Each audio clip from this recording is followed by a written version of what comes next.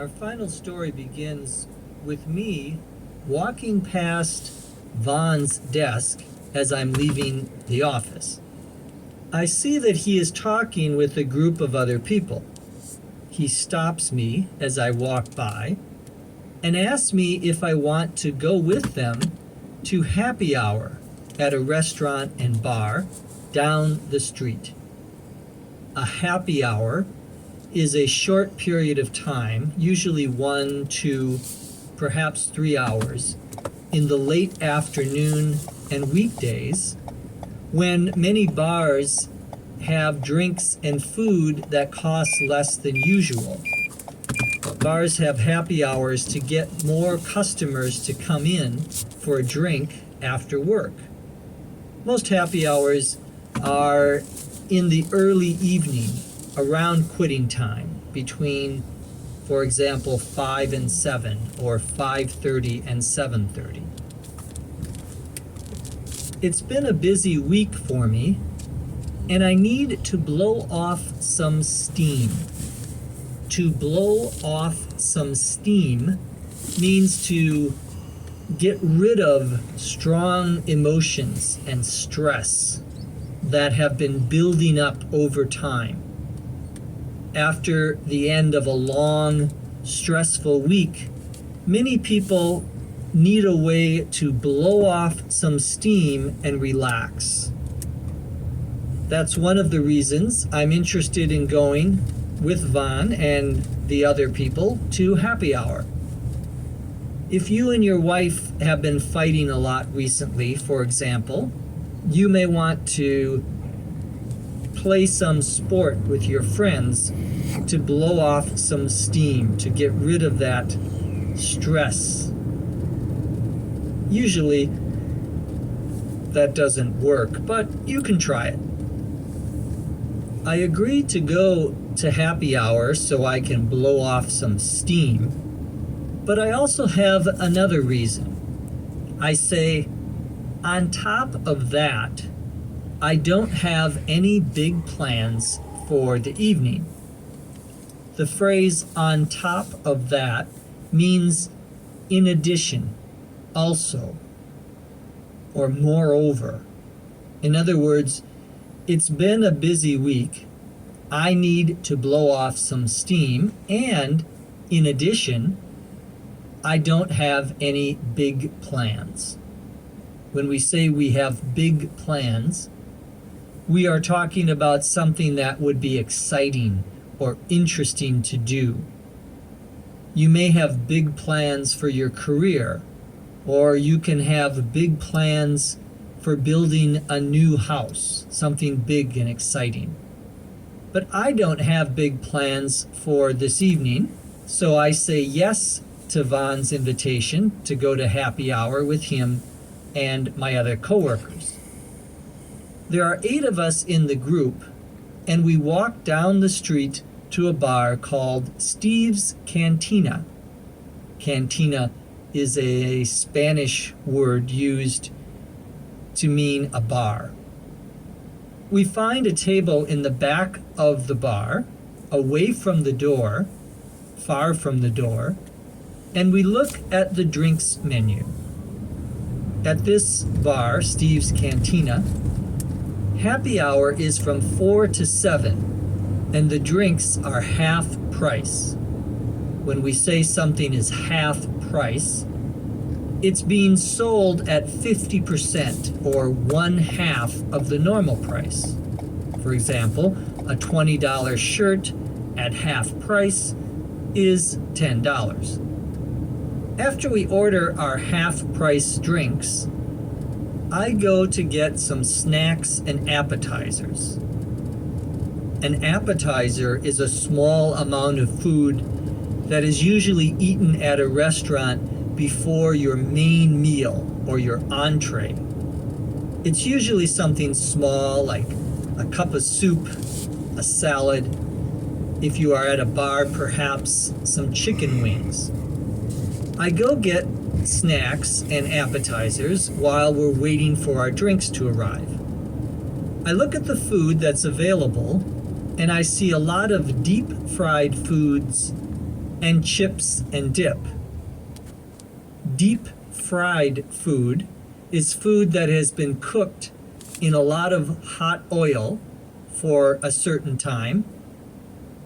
Usually it has a brown color after it's been cooked and is crunchy or slightly hard on the outside. Deep fried food tastes very good, I think, but it can also be somewhat unhealthy, not good for your health, for your body. Chips and dip is a plate with a lot of potato chips or perhaps tortilla chips that are fried in oil and salted. The dip is a creamy sauce. For example, the sauce may be made with onions and sour cream. There are many different types of dip. We use the chips to pick up a little bit of dip, and then we eat the chip and the dip together. I love chips and dip. I look at the clock and it's already 5:30. It's quitting time. I still need to put the finishing touches on my report, but I can do that on Monday morning before I submit it to my boss. Some weeks I have to take work home and burn the midnight oil, but not this week. I have everything under control and I don't need to work over the weekend. I pack up my briefcase and shut down my computer. I put some important papers back in their folder and leave it in my desk drawer for safekeeping. I take the papers and files from my outbox and put them in my coworker's inbox. But when I get back to my desk, another coworker has put some new memos and papers in my inbox. I like to clear my desk as much as possible at the end of the week to avoid clutter, and I guess everyone else does too. I look at my desk one last time to make sure I haven't left anything behind, and I'm ready to head home. Weekend, here I come. Andrea says that Wednesday afternoon suits her. I tell her that I am free on Wednesday afternoon. To suit someone means to be convenient for someone or not to create problems for someone.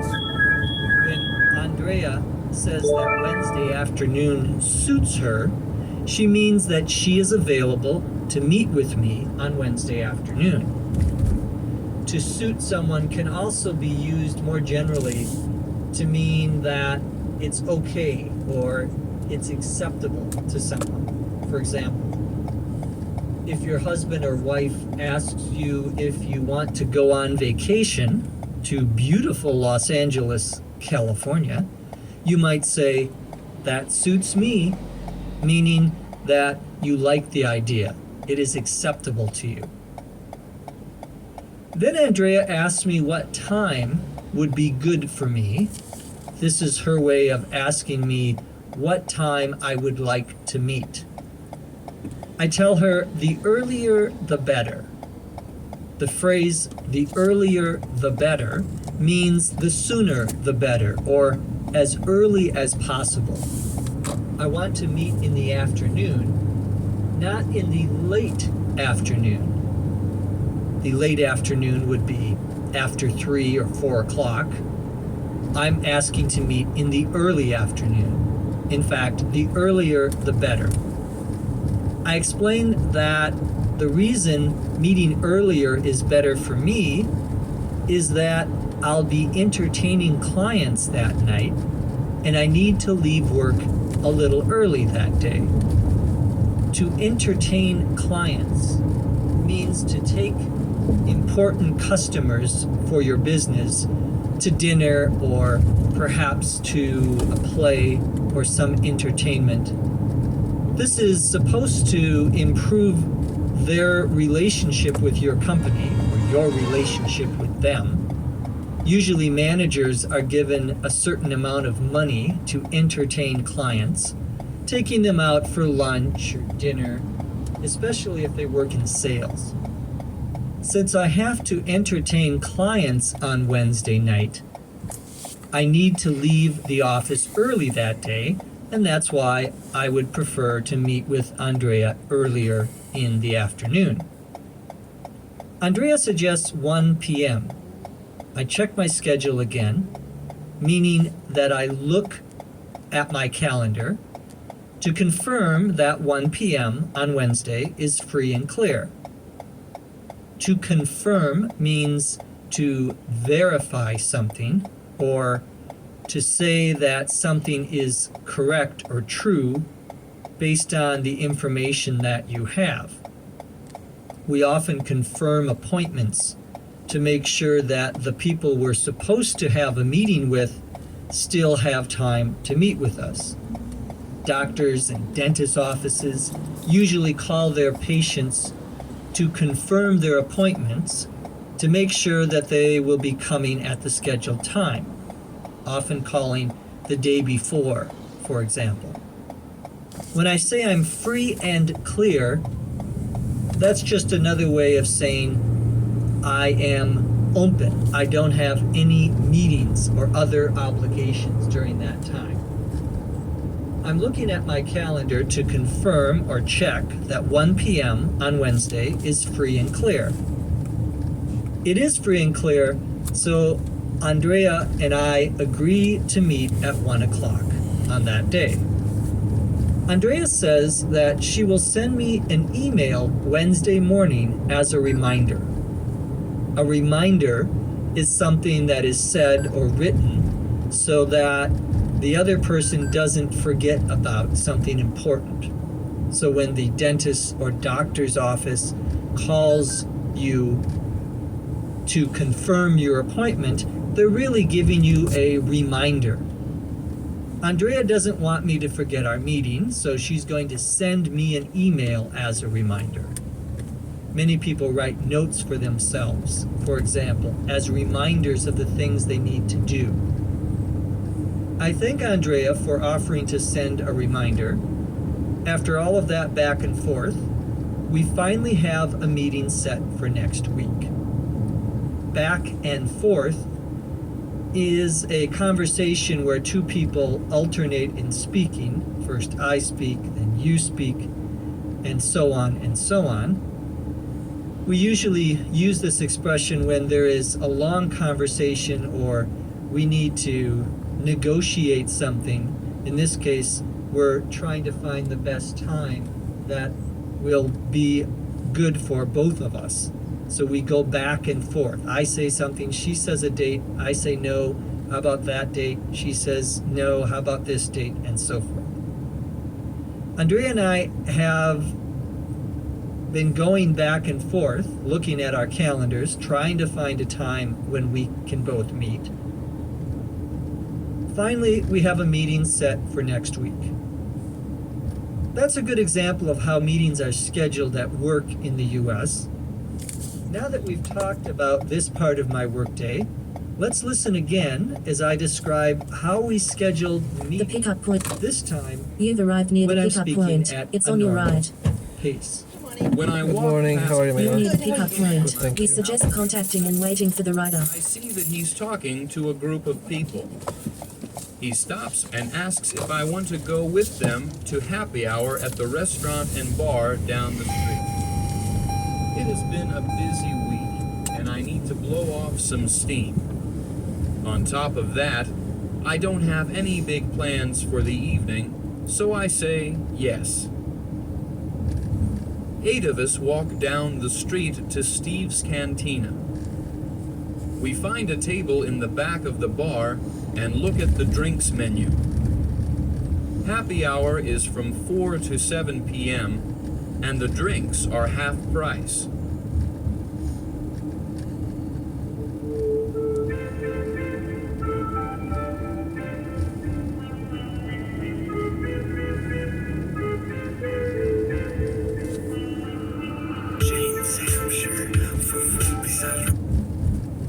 Once upon a time, in a kingdom green and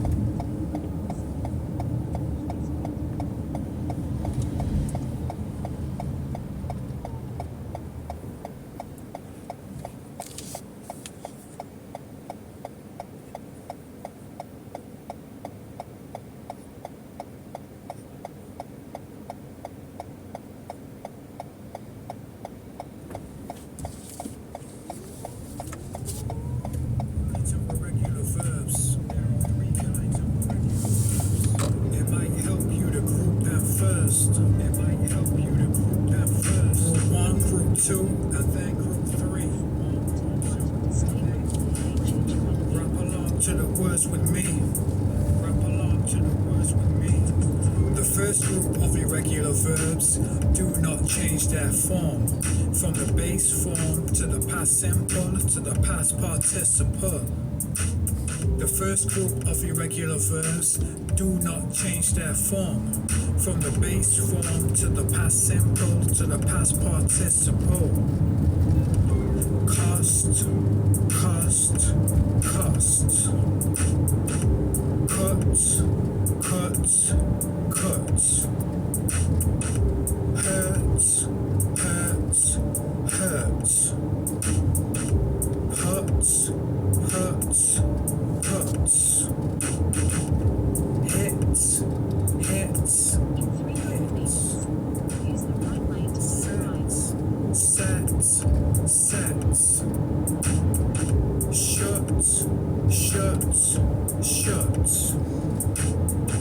Let's, let's, let's. There are three kinds of irregular verbs. It might help you to group them first. It might help you to group them first. Group 1, group 2, and then group 3. 1, group 2. For instance, the English idiom kicking the bucket means to die. It is believed to originate from 16th century method of slaughtering animals. Understanding these idioms gives learners a deeper appreciation and understanding of the culture that they are studying. Additionally, if you like me had anything to do with the Balkans in your life, you know how our sayings and more importantly our curses are important to us. These things are basically passed from one generation to the other. So even if they have the pejorative meaning, they also do highlight certain aspects of the culture that are important. And like the frequency of the words that are used tells you about the everyday life of people who have actually created them. Secondly, idioms are essential for achieving fluency. Native speakers use idioms frequently in their day-to-day conversation. So if you want to understand, let's say, a movie or a TV show, or just a conversation, an interview in the language that you're trying to learn, you do need to be familiar with some common idioms. So this will not only help you understand, but will also help your speaking sound more natural and confident. An interesting example is the idiom break a leg. In English language, it's often used, and some other languages have the translation for these, have like the literal translation of these. That's something that you would say to an actor or a performer of any kind before their live performance, before their concert or play. And what it means is that you're wishing them good luck. Without understanding this idiom, the phrase might seem very confusing. Another thing I would like to point out is that when you're learning a language, in order to communicate it and in order to speak it in the real life situations, you are a lot more comfortable being part of the group. A strong mental image making it stick in your memory more effectively than more simple words with the same meaning. For example, a reveal. You're a lot more likely to remember the one that gives you like a stronger image in itself. And here we go back to our episode of neurotransmitters when we talked how important it is to use visuals and to use like the sensory learning in improving your language proficiency. But how can we incorporate idioms into our language learning process? Firstly, you're supposed to learn them in a context. You're supposed to read books, to watch movies, as I said, to listen to podcasts. You should pay attention to how they are used and in what particular situations, because the context is something that's going to help you bring this to life. They're very hard to memorize in a book, and unless you're taking like a Latin exam where you need to know all of these phrases, you're a lot better off aren't directly deducible from the individual words. According to the Cambridge Dictionary, an idiom is defined as a group of words in a fixed order that has a particular meaning that is different from the meanings of each word on its own. For example, if I say that it's raining cats and dogs, I'm not talking about animals falling from the sky, but rather that it's raining intensely. Idioms are everywhere. They're in our conversations, books, movies, and even in music. They bring a language to life and give us an insight into also the culture and history of the people who speak the language. But why are they so important in the actual language learning? Firstly, idioms provide a window into the culture of the language. Every idiom has a story or a background that is tied to the history, to the values, and traditions of a culture. When you can understand their slang and their idioms. In many languages, slang is a big part of day-to-day conversation. It's not just in English. So you at least understanding and realizing the presence of slang is very important for your vocabulary, but also for your belonging and your confidence when it comes to speaking. The good thing is that this is also the way that you acquire idioms. It's by being exposed to it through movies, through books, through listening to conversations in real life, interviews or podcasts. These are the things that you will best learn through the context. Lastly, idioms do enrich also your language skills. They add a color, they add variety to your vocabulary, speech, writing. They're a very powerful tool, and it's something that distinguishes a proficient user of the language from someone who has an intermediate level of proficiency. Hello everyone, welcome back to another episode of English Learning. If you're new here, my name is Mina, and we are providing content on language learning in general, but also on the other interesting topics that go with it. Acta non verba in vino veritas, carpe diem. Despite being a part of one of my Latin exams, these Latin sayings have had such a huge impact on the society. Despite the language not being spoken anymore, and many people not ever having an opportunity to interact with it in formal education, it has preserved itself through sayings, both sciences and in real life. When we talk about language learning, we often focus on grammar, vocabulary, pronunciation, and the basic rules that structure a language. But there is a special element that adds richness and that adds depth to any language, and those are idioms. So what exactly are idioms? They're phrases or expressions whose meanings, when you want to compare two things that are very different and uncomparable, you can say, well, you're comparing apples and oranges here. What I did is not at all similar to your behavior. You can say, I cannot wrap my head around what happened. I cannot wrap my head around it.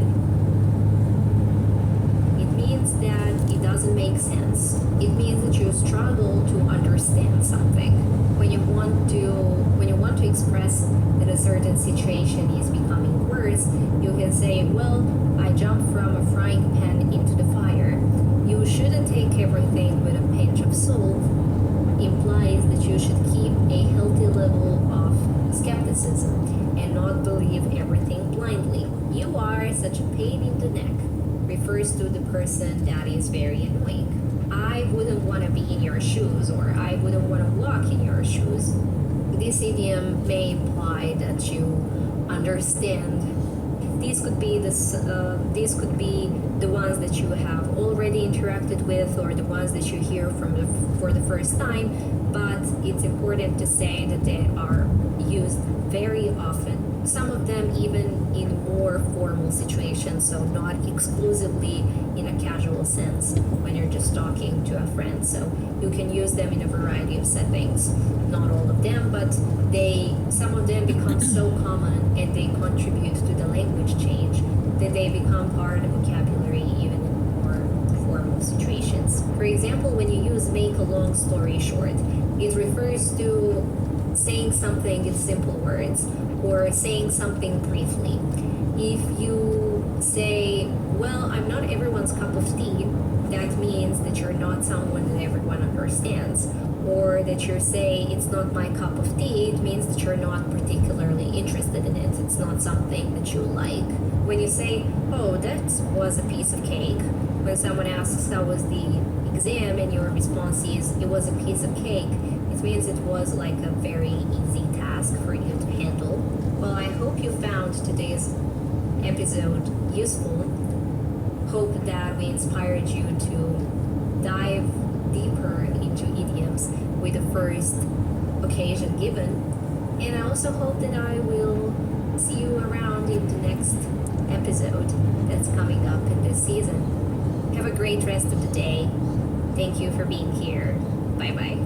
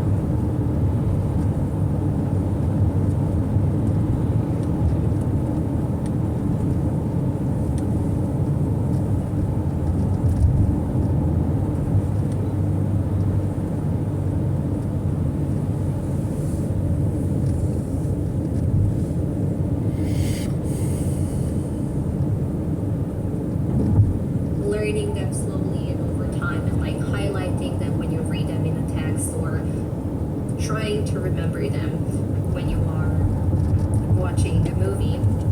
I remember that the first time I encountered with the word, with like the phrase silver lining, was in like a movie title.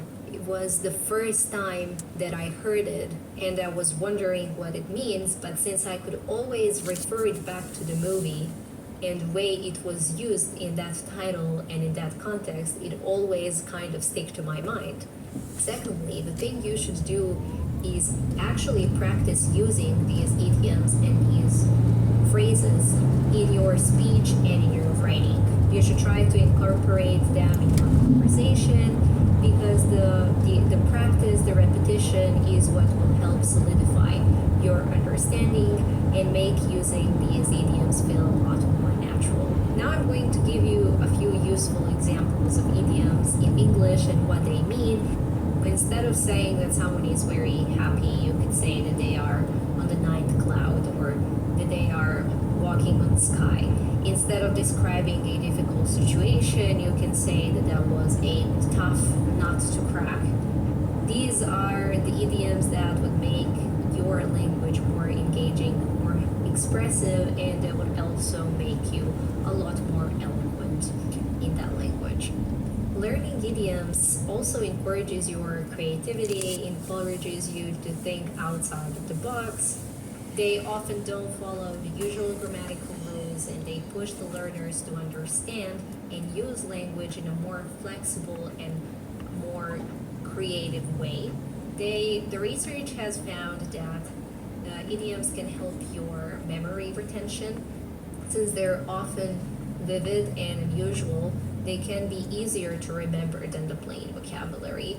A phrase like spill the beans creates a phrase that I hear a lot in movies and TV shows is speaking of the devil.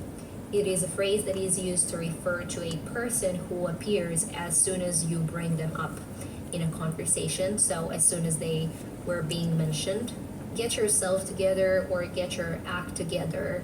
It means that you should stop doing whatever you're doing. You should stop fooling around and you should do something in a proper way. You should do it in a way it's supposed to be done. You can say, oh, I have some very good news for you. I'm on top of the world. It's the state of of being extremely happy. You can say, well, if I don't keep a certain level of authority in the classroom or in the house, things will get out of hand, which means that you will no longer be in control. When you want to say that a certain task is not that difficult to understand, you can just say, well, it's not a rocket science. You can fold your own laundry, what someone is going through, so you understand how difficult their situation is.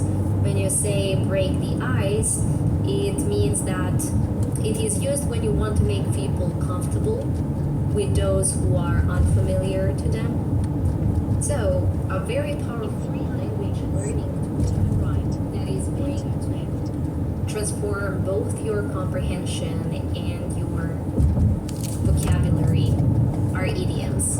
But once again, it's not something that you can learn through flashcards, or at least not for the long-term retention. It's something that flashcards are something that you will use if the content of the text that you're about to take are idioms. Other than that, you want to make sure that you're exposed to idioms as much as possible, that you maybe keep an account drop me or off like a wherever, diary just of it's that. fine. It Oh, yeah? makes you Oh, yeah. a No worries. dictionary of those if it makes you Take care. more comfortable.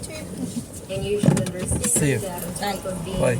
a language tool, they also give the language another perspective of the history and the culture that people who speak that language share.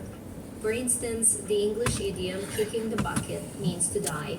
It is believed to originate from 16th century method of slaughtering animals.